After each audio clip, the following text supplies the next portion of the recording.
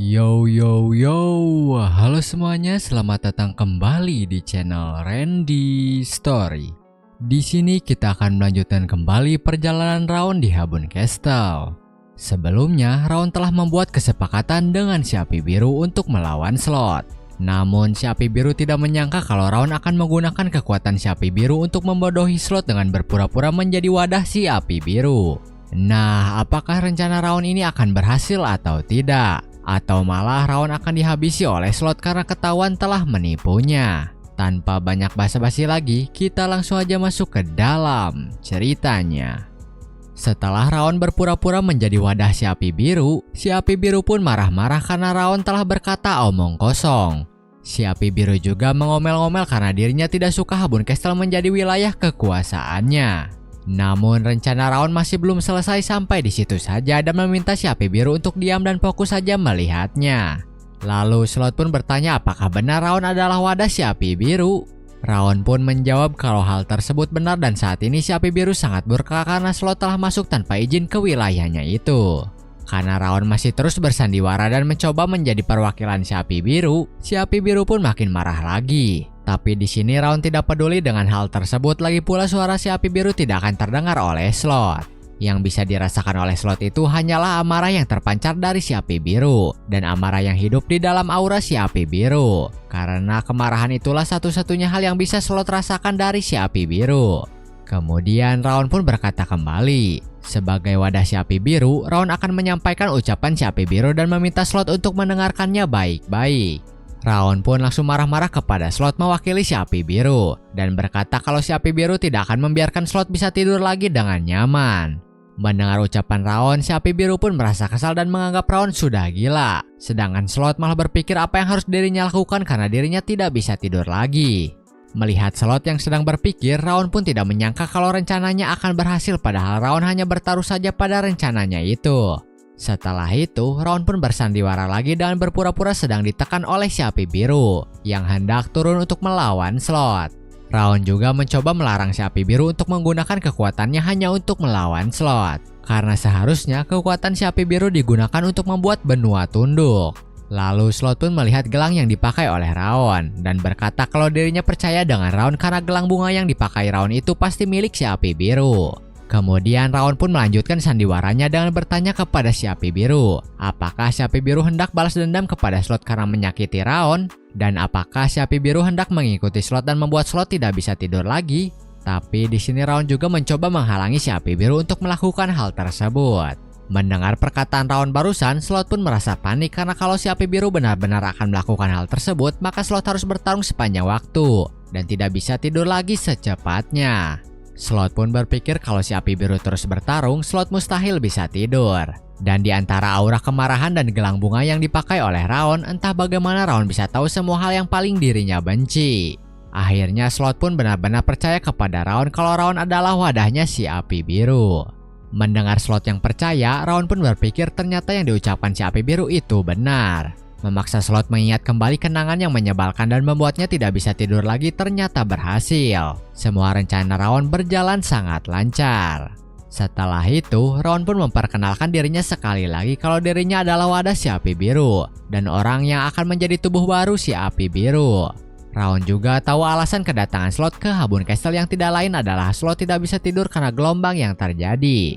Namun sayangnya Slot telah memilih target yang salah. Pelaku sesungguhnya yang menyebabkan gelombang tersebut adalah kelompok yang menggunakan topeng bernama Edan.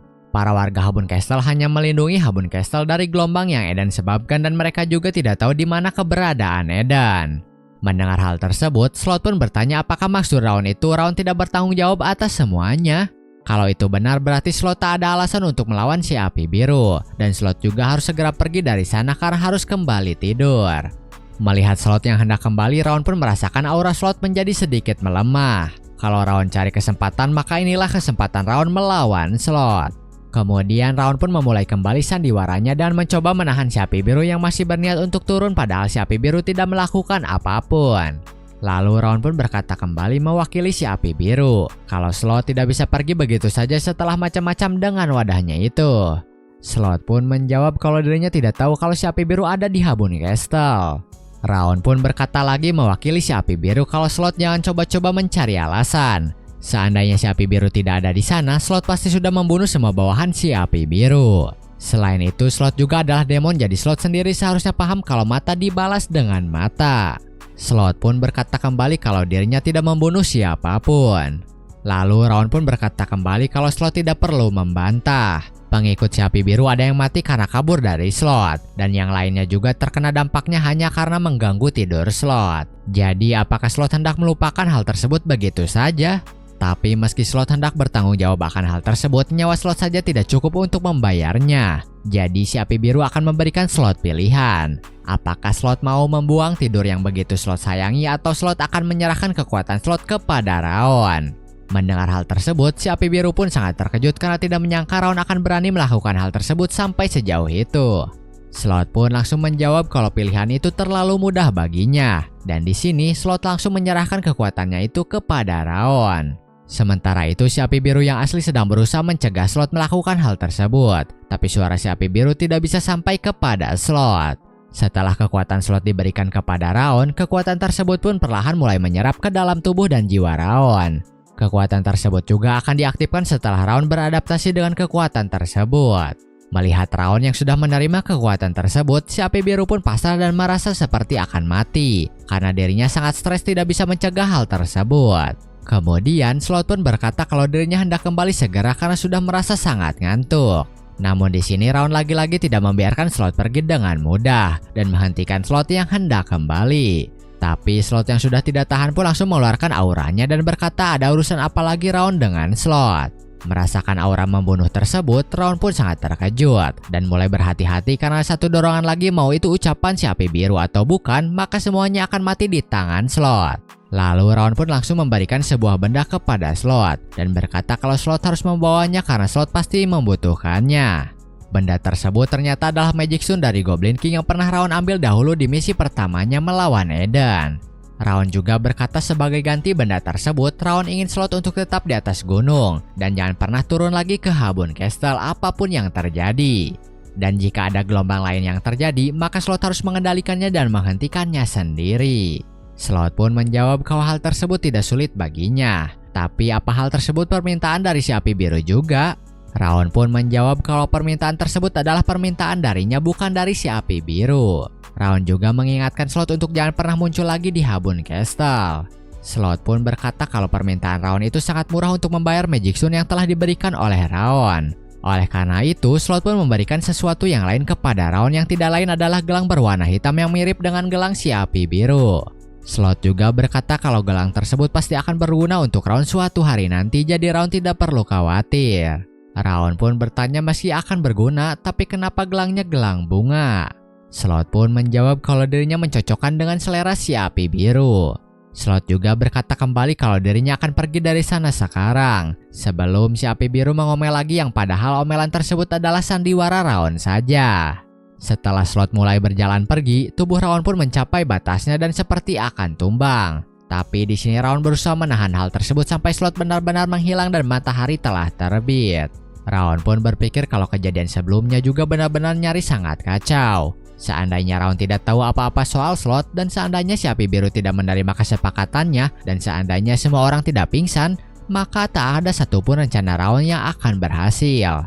Kemudian malam keputusasaan yang terasa tak berujung pun akhirnya berakhir. Dengan bayangan Slot yang menghilang dari pandangan dan kegelapan yang tak kenal ampun menghilang, Habun Castle pun kembali damai. Setelah itu, pasukan Habun Castle dan Milan pun kembali sadar. Yang Milan ingat hanyalah dirinya merasakan aura luar biasa kuat di akhir-akhir gelombang. Yang dimana aura tersebut berasal dari seorang transenden yang telah melampaui berbagai dunia. Aura tersebut juga pastinya merupakan kekuatan yang ada di tingkat berbeda seperti kepala keluarga Jeghart. Lalu yang jadi pertanyaan Milan adalah bagaimana bisa dirinya masih hidup saat orang dengan kekuatan seperti itu datang menyerang Habun Castle. Kemudian Therian pun menghampiri Milan dan bersyukur Milan selamat. Milan pun bertanya kepada Therian apakah yang lainnya tidak terluka. Therian pun menjawab kalau mereka semua beruntung tidak ada yang terluka. Namun ketika Therian hendak melaporkan hal lainnya, Therian pun tidak bisa berkata-kata dan hanya bisa melihat ke depan saja. Sampai membuat Milan bertanya kenapa muka Therian seperti itu. Ternyata Tyrion sedang melihat Raon yang sedang berdiri di hadapannya yang disinari oleh matahari terbit. Lalu Raon pun berkata kalau dirinya sudah menepati janjinya. Mendengar ucapan Raon, Tyrion pun berpikir apakah Raon benar-benar telah berhasil menahan monster yang datang sendirian. Raon pun berkata kembali kalau dirinya bersyukur kalau semuanya selamat dan langsung tumbang begitu saja di depan Tyrion dan Milan. Setelah Raon pingsan, Milan pun berkata kalau pertempurannya telah selesai dan dirinya meminta semuanya untuk memberi tepuk tangan kepada sang pahlawan Habun Castle. Setelah kejadian sebelumnya, semua warga pun mulai melakukan aktivitas seperti biasanya. Namun Raon masih belum bangun setelah 3 hari pingsan dan membuat Milan dan para ketua regu khawatir karena mereka belum tahu kapan Raon akan bangun. Padahal nyawa Raon tidak dalam bahaya. Milan pun berkata kalau hal tersebut itu wajar karena Raon telah menghentikan kedatangan makhluk mengerikan seorang diri saja. Jadi sudah pasti tubuh Raon butuh istirahat lebih dan Raon mungkin butuh beberapa waktu lagi untuk bangun. Lalu Tyrion pun bertanya memangnya makhluk apa yang telah Raon kalahkan. Soalnya Tyrion sendiri tidak bisa mengingat apapun setelah merasakan auranya. Milan pun menjawab kalau makhluk yang dilawan Raon itu adalah demon. Aura mengerikan dan ganas yang mereka rasakan itu memang begitu jahat. Kalau auranya cukup kuat untuk merubah suatu ruang, kemungkinan aura tersebut milik Demon King sang penguasa di antara para demon. Dan kalau seseorang itu bukan orang hebat seperti kepala keluarga Jaehaert, maka sudah pasti orang tersebut takkan bisa bertahan melawan Demon King. Mendengar perkataan Milan, Edgwill pun bertanya kalau begitu bagaimana Raon bisa bertahan melawan makhluk seperti itu dan berhasil membuat prajurit Habun Castle tidak ada yang mati satupun. Edgwill juga bertanya apakah Raon pernah membuat kontrak dengan Demon King. Mendengar pertanyaan tersebut, Tyrion pun terkejut mendengarnya. Tak peduli seberapa jenius Raon itu, tidak mungkin Raon bisa mengalahkan Demon King sendirian. Pada akhirnya satu-satunya kemungkinan adalah Raon telah membuat kontrak atau perjanjian dengan Demon King yang dimana Raon itu mengajukan jiwa dan tubuhnya untuk menyelamatkan semua orang. Milan pun berkata kalau dirinya juga pernah mendengar Raon berkata sepakat sewaktu tak sadarkan diri. Oleh karena itu, mungkin saja Raon benar-benar telah mengorbankan dirinya sendiri demi menyelamatkan semua orang. Setelah membahas hal tersebut, Edgwill pun berkata kembali yang dimana Edgwill meminta Milan untuk memberitahu mereka semua siapa sebenarnya Raon itu. Mereka semua tahu Raon bukanlah mercenari biasa, dan Edgwill rasa mereka sudah tidak bisa menyembunyikan identitas Raon lebih lama lagi. Mendengar perkataan tersebut, Milan pun akhirnya setuju untuk memberitahukan identitas Raon yang sebenarnya, karena tidak sopan kalau harus menyembunyikannya lebih lama lagi. Milan pun langsung memberitahu mereka kalau Raon itu adalah keturunan dari Jaehaert.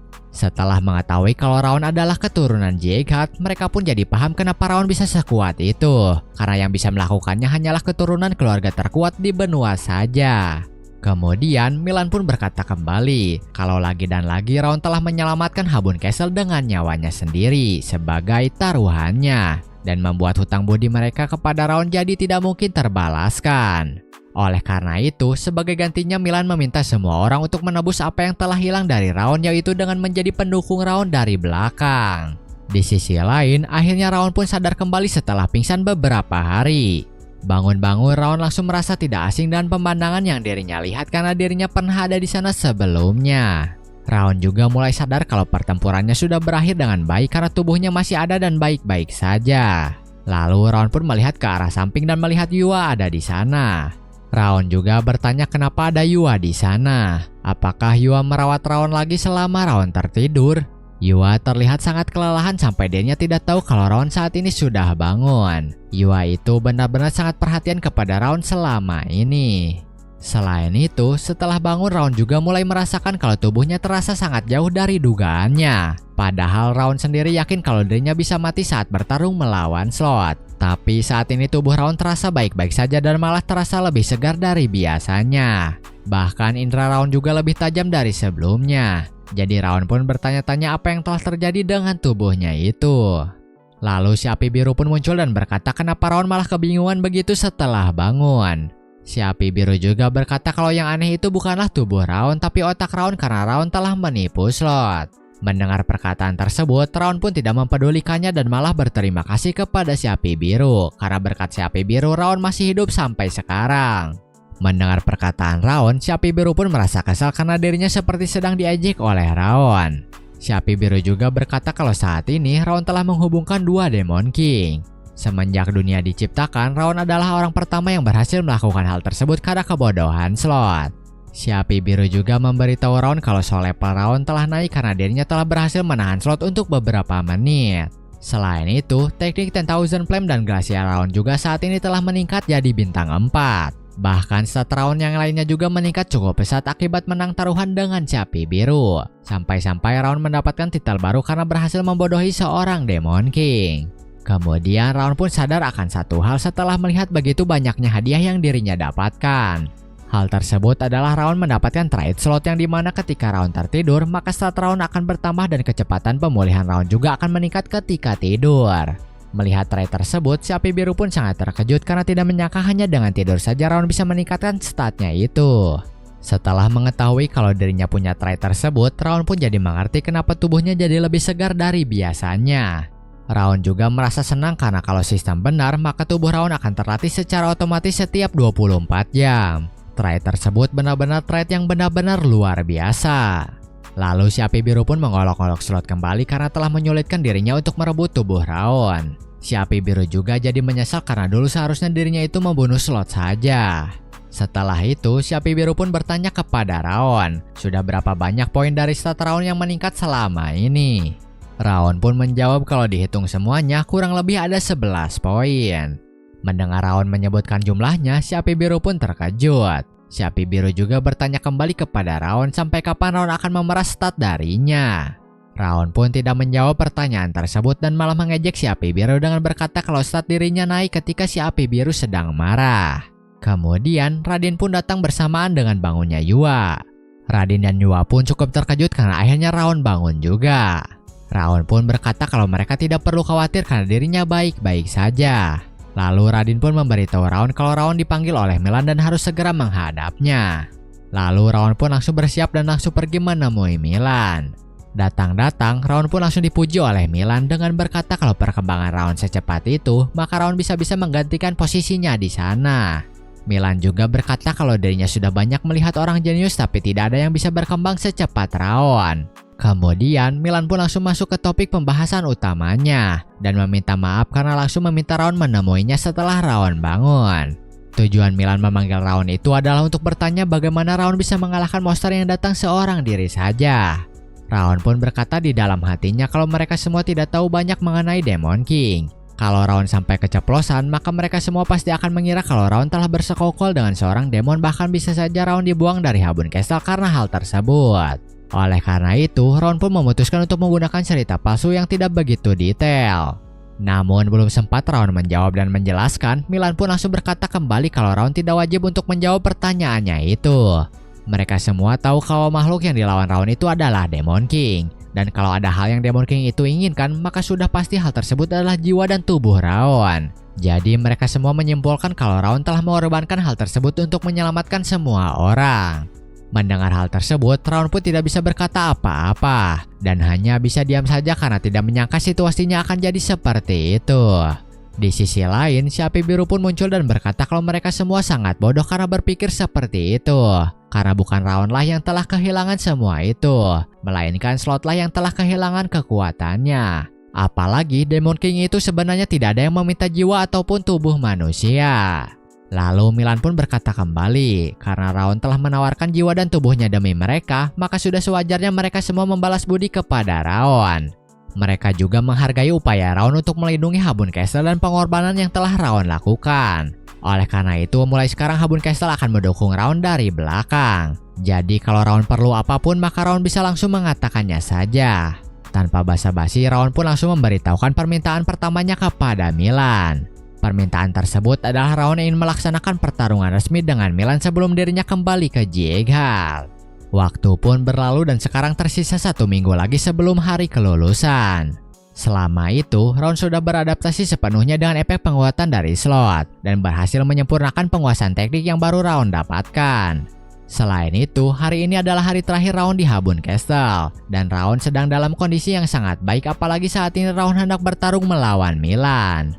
Lalu Raon pun mulai memasuki arena duel sambil disoraki oleh para pasukan Habun Castle yang mendukungnya. Kemudian Milan pun bertanya kepada Raon apakah dirinya sudah siap. Raon pun menjawab kalau dirinya sudah siap sekarang. Lalu Milan pun bertanya kembali, kalau begitu mereka tidak perlu berlama-lama lagi dan langsung mulai saja duel mereka. Milan pun langsung memasang kuda-kuda dan mengeluarkan auranya. Raon yang merasakannya pun merasa sedikit senang karena dirinya sudah bisa merasakan aura yang luar biasa dari Milan hanya dengan berhadapan dengannya saja. Setelah itu, Raon pun maju untuk menyerang Milan. Namun serangan Raon bisa ditahan dengan sangat mudah oleh Milan. Pertempuran mereka pun terjadi begitu sengit, saling memberikan serangan dan membuat gelombang kejut yang begitu kuat sampai ke tribun. Terian pun tidak menyangka kalau Raon yang masih di level expert sudah bisa bertukar serangan dengan Milan yang berada di level master. Tingkat pertumbuhan dan kendali Raon selama di Habun Castle itu benar-benar berbeda dari yang lainnya. Edgwill pun setuju dengan perkataan Terian tersebut, karena sekarang ini Raon sudah hampir mendekati tingkat master. Saat Raon pertama kali datang ke Habun Castle, Raon jelas berada di bawah dirinya. Tapi sekarang Raon sudah berada di atas mereka dan hal tersebut sulit dipercaya. Lalu Milan pun berkata sambil bertarung kalau kekuatan dan kecepatan Raon itu bagus. Tapi serangan Raon kurang tajam dan teknik Raon masih belum matang. Meski mereka saat ini hanya latih tanding, apakah Raon mengira kalau kekuatan seperti itu bisa mengalahkan Milan? Raon pun menjawab kalau dirinya tidak berpikir begitu karena itu baru awalnya saja. Kemudian Raon pun akhirnya menggunakan Fang of Insanity untuk menyerang Milan. Dengan serangan tersebut, Raon pun berhasil membuat Milan membuka celah pada pertahanannya, sehingga Raon pun langsung menyerang ke arah celah tersebut. Namun serangan dan kekuatan Raon masih bisa ditahan oleh Milan dengan mudahnya, yang bahkan Raon sendiri sampai terkejut kenapa Milan bisa menahannya. Selain itu, Milan juga langsung menyerang balik Raon dan berhasil memukul mundur Raon. Lalu Raon pun berpikir kira dirinya akan berhasil memberikan serangan balasan kepada Milan ketika sudah memancing Milan. Tapi serangan Raon bukan hanya ditahan oleh Milan, tapi Milan juga langsung memberikan serangan balasan kepada Raon. Perbedaan kekuatan mereka cukup besar, bahkan Milan sendiri tidak menunjukkan tanda-tanda kelelahan sama sekali. Kemudian Milan pun berkata sepertinya Raon kelihatan kebingungan sekarang. Raon pun menjawab kalau dirinya memang kebingungan karena setiap langkah yang dirinya buat sudah diketahui oleh Milan. Meskipun Raon sudah melepaskan aura dan sword energi terus-terusan. Bahkan Milan tidak terlihat kelelahan melawan dirinya. Milan pun berkata hal tersebut disebabkan karena mereka memiliki perbedaan pada dan tian tengah. Begitu seseorang mencapai tingkat master, dan tian tengah akan terbuka yang membuat orang tersebut bisa mengontrol aura yang lebih besar dan lebih padat dengan energi yang minim. Saat ini Milan merasa kalau Raon sedang berada di puncak expert, tapi belum sampai di master jadi Raon belum bisa melakukan hal tersebut. Milan juga berkata kepada Raon kalau Raon itu tidak akan menang melawan dirinya jika Raon hendak melawannya dengan pertarungan ketahanan. Setelah mendengar perkataan Milan, Raon pun ingat kalau dirinya pernah mendengar soal dantian tengah. Tapi Raon sendiri baru pertama kali melihatnya secara langsung dan tidak menyangka kalau tingkatan tersebut itu ada. Oleh karena itu, Raon jadi merasa senang karena dirinya jadi tahu kemana Raon harus pergi selanjutnya. Raon juga jadi penuh semangat karena tahu masih ada puncak yang lebih tinggi untuk dirinya capai. Karena Raon masih terus melihat ke atas meski sedang menghadapi tembok, Milan pun hendak menunjukkan tingkat berikutnya yang harus Raon capai yang tidak lain adalah kekuatan penuh Milan. Lalu Milan pun langsung mengeluarkan kekuatan penuhnya. Milan juga memberitahu Raon kalau dirinya akan menggunakan teknik yang dirinya gunakan untuk memotong Ice Dragon dengan pedang Frosthorn yang bernama Frost Dragon Slash. Milan juga berkata kalau dirinya tidak pernah menggunakan teknik tersebut pada seorang pemula. Dan meski bukan dengan kekuatan penuhnya, tapi Milan berharap Raon itu tidak mati ketika menerima serangan darinya itu. Aura yang saat ini Milan keluarkan itu terasa seolah mampu menebas segalanya. Jika dihadapi secara langsung, maka sudah pasti itu adalah tindakan yang sangat bodoh. Saat ini langkah yang tepat bagi Raon adalah menghindari dan memberikan serangan balasan. Namun kalau Raon hanya menghindar, maka tak ada gunanya Raon melawan Milan. Karena itu adalah kesempatan Raon untuk menguji seberapa kuat dirinya sekarang. Kemudian Raon pun langsung ikut mengeluarkan kekuatan penuhnya untuk melawan kekuatan Milan yang bernama Flame Dragon Bind. Kekuatan tersebut adalah kekuatan puncak dari semua yang telah Raon pelajari di Habun Castle, sekaligus bentuk baru yang dirinya dapatkan saat menghadapi slot dan mengingat kembali di Fine Art. Melihat kekuatan penuh Raon, Milan pun berkata kalau begitu, mari mereka lihat kekuatan mana yang akan menang, pedang Milan atau kekuatan naga Raon. Setelah itu, mereka pun langsung maju untuk saling menyerang. Dan serangan mereka pun membuat para penonton kesulitan melihat arena karena efek serangan tersebut. Terian sendiri sangat terkejut dengan kekuatan mereka, apalagi Raon yang menerima serangan penuh Milan secara langsung. Setelah gelombang serangannya menghilang, bisa kita lihat kalau yang kalah adalah Raon karena pedang miliknya itu telah patah akibat tidak kuat menahan serangan Milan. Kemudian Raon pun berterima kasih kepada Milan atas pelajaran yang telah dirinya berikan dan dirinya mengaku kalah terhadap Milan. Meski Raon kalah dari Milan, semua penonton pun masih mendukung Raon karena Raon sangat hebat bisa melawan Milan sampai seperti itu. Bahkan hampir bisa menyainginya. Di sisi lain, Milan pun merasa kalau Raon itu benar-benar orang yang tidak masuk akal. Awalnya Milan mengira kalau Raon bisa ditundukkan hanya dengan aura. Tapi Raon berhasil memaksa Milan menggunakan kekuatan dalamnya untuk melawan Raon. Milan juga berpikir sepertinya keputusan dirinya untuk mendukung Raon itu adalah keputusan terbaik yang pernah dirinya buat. Setelah duel atau latih tanding tersebut selesai, Raon dan Dorian pun berpamitan karena mereka harus segera kembali ke Jeighard untuk melaksanakan upacara kelulusan. Raon juga berterima kasih kembali kepada Milan atas segalanya di Habun Castle. Kemudian, Therian pun berkata kalau Raon rindu dengan Habun Castle, maka Raon bisa datang kapan saja karena mereka selalu menerima Raon di sana. Lalu Raon pun berkata kepada Edgwill apakah dirinya akan membuli regu pengintaian lagi. Edgwill pun menjawab kalau dirinya tidak akan pernah melakukan hal tersebut lagi. Raon pun berkata kembali kalau dirinya hanya bercanda karena dirinya tahu Edgwill tidak akan melakukannya dan Raon sendiri merasa terhormat bisa bertarung dengan Edgwill selama ini. Raon juga berkata kalau mereka harus bertambah kuat saat mereka bertemu lagi nanti.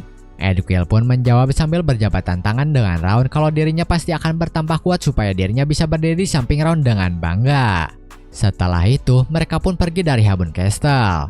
Namun sebelum mereka benar-benar pergi, Yua pun datang menghampiri Raon dan Dorian. Yua mendatangi mereka itu karena dirinya sudah membungkus makanan untuk mereka. Melihat makanan tersebut, si api biru pun muncul dan sangat senang dengan hal tersebut. Lalu Yua pun berkata kepada Raon kalau dirinya memiliki permintaan. Raon pun terdiam sejenak dan tersenyum hendak mendengarkan permintaan Yua tersebut. Namun ketika Yua melihat Raon, Yua pun tidak jadi mengungkapkan permintaannya itu karena dirinya merasa kalau dirinya tidak bisa mengatakannya sekarang. Raon pun bertanya memangnya permintaan macam apa yang membuat Yua jadi ragu-ragu begitu. Yua pun menjawab kalau dirinya pasti akan memberitahu Raon suatu hari nanti. Setelah itu, Raon dan Dorian pun langsung melanjutkan perjalanannya dan berpamitan dengan Yua.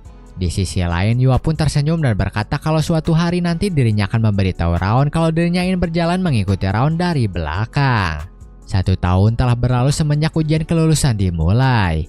Para peserta pelatihan membangun pencapaian dan kemajuan mereka masing-masing. Tempat latihan yang sebelumnya kosong, berlumuran darah dan keringat, sekarang menjadi ramai kembali, dipenuhi oleh para peserta pelatihan yang memancarkan aura baru. Aura tersebut lebih kuat dari sebelum mereka pergi. Lalu di sini kita melihat Rimmer yang sedang duduk melihat anak didiknya yang pulang kembali dari tempat ujian mereka. Kemudian peserta pun mendatangi Rimmer dan bertanya apakah Raon masih belum kembali. Besok adalah hari upacara kelulusan tapi kenapa Raon masih belum sampai? Mereka semua bertanya begitu karena mereka khawatir ada yang terjadi pada Raon di perjalanannya pulang. Rimmer pun berkata kalau mereka sudah kenal dengan Raon bertahun-tahun. Jadi mereka seharusnya tidak perlu mengkhawatirkan hal tersebut dan fokus saja pada persiapan upacara besok. Meski Rimmer berkata begitu kepada anggota yang lain, tapi Rimmer sendiri sebenarnya mengkhawatirkan Raon. Dan langsung mendatangi Rowan yang merupakan asisten kepala keluarga untuk menanyakan perihal Raon. Rowan pun berkata seharusnya dengan kemampuan Raon bisa kembali ke Jeighard 1 bulan sebelum upacara.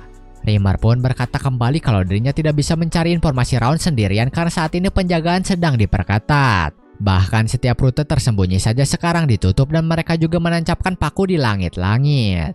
Rowan pun berkata kembali kalau dirinya sendiri tidak memiliki informasi tentang Raon sedikit pun. Karena saat ini informasi tentang Raon itu disembunyikan melebihi informasi rahasia. Bahkan kepala keluarga sendiri tidak mengatakan apapun mengenai Raon. Mendengar hal tersebut, Rimmer pun langsung pergi menemui kepala keluarga langsung untuk langsung menanyakan hal tersebut. Namun ketika dirinya sampai di tempat kepala keluarga dan menanyakannya, Rimmer pun malah mendapatkan amarah dari kepala keluarga. Lalu kita langsung dialihkan ke tempat Dewan Perang Jeighard. Di sini ayah Buren baru saja mendapatkan informasi kalau Raon kemungkinan sudah mati. Raon itu seharusnya sudah kembali 1 bulan yang lalu. Jadi mereka mengirim pengintai untuk melakukan investigasi. Namun di Habun Castle itu tiba-tiba terjadi gelombang yang tidak terjadwal yang membuat akses ke sana itu terlarang. Meskipun gelombang tersebut berhasil ditahan, tapi dengan kerusakan yang terjadi dan tidak adanya jejak Raon, mereka menduga kalau Raon mengalami luka parah atau lebih buruknya telah meninggal. Bahkan Rimmer sendiri sampai pergi untuk mencari informasi mengenai Raon karena dirinya khawatir. Mendengar informasi tersebut, Ayah Buren pun merasa senang karena selama ini Raun sudah menjadi hambatan untuk dirinya. Ayah Buren juga diberitahu kalau Raun berhasil melawan anggota Eden di Habun Castle. Jadi kemungkinan besar Eden telah melakukan balas dendam kepada Raun di perjalanannya pulang. Ayah Buren pun berkata kembali sepertinya Eden memang menganggap Raun sebagai penghalang seperti dirinya. Jadi mereka tidak bisa mengesampingkan kemungkinan tersebut. Namun meski begitu, tetap saja mereka tidak punya bukti apakah Raun masih hidup atau tidak. Karena bisa saja Raun kembali malam ini.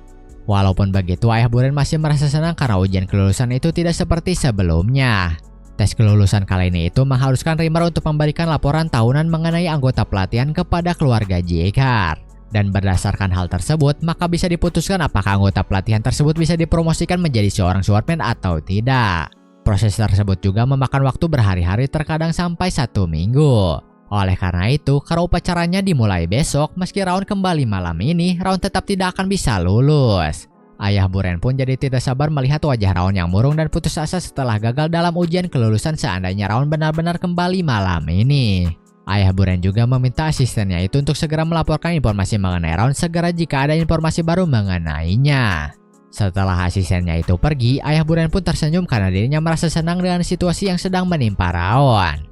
Dirinya juga berkata ternyata hanya itu saja yang bisa Raun lakukan. Mungkin cukup sekian untuk video kali ini. Di sini Raun dan Dorian sedang dalam perjalanan menuju Jaeger kembali. Namun sampai saat ini Raun dan Dorian masih belum sampai dan sudah banyak rumor mengatakan kalau Raun telah mati. Bahkan Ayah Buren sendiri sangat senang dengan informasi tersebut. Nah, apa yang sebenarnya terjadi dengan Raun dan Dorian di perjalanan mereka pulang? Apakah mereka benar-benar mati atau masih hidup? Kita tunggu saja kelanjutannya di video selanjutnya. See you in the next video. Bye-bye.